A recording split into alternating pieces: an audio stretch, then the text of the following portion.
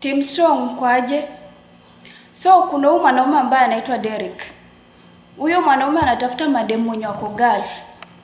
Anaingia inbox yako anakutongoza, ukimkubalia na kutambulisha kwa familia yake. Mama yake na masista zake wanajua. Na si eti anakupenda, ni juu anataka tu hiyo familia yake kule pesa yako.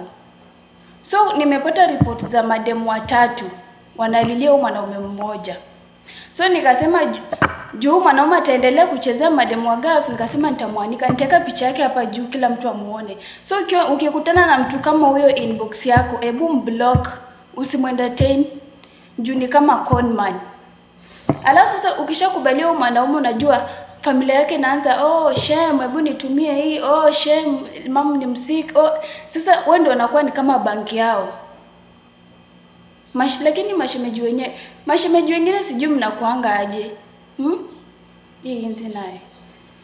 Mashemeji mnakuanga aje shwali? Wewe unakubaliana tu na brother yako mnakula pesa ya mademu wa Gulf, si ndio?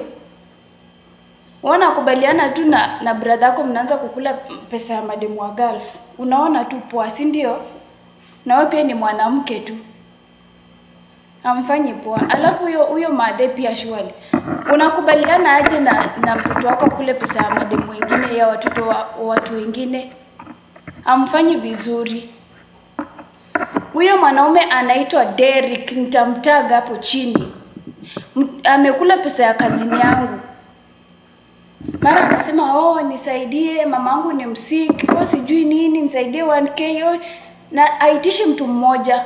Watu watatu peke yao ndio nawajua, sijui wengine ni wagani. Wewe ukimuona hapa juu kama ni wako, usilie, I'm sorry.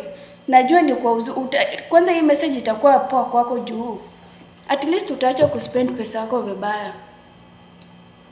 Sawa. Chunganeni nao wanaume. Sio wote wanakuja juu ya mapenzi. Wanataka pesa, Team Strong wanataka pesa. Usientertain mtu mwenye kidogo anakuambia, oh I'm sick, niko na emergency, oh sijui nini. Ni wakora, wanataka pesa zenu. Hii nzi naye inataka nini? Ni wakora. Namweka hapa nao mademu wote wenye walikuwa wanasumbuliwa na Derek na wataga hapa chini. Utakoma wewe.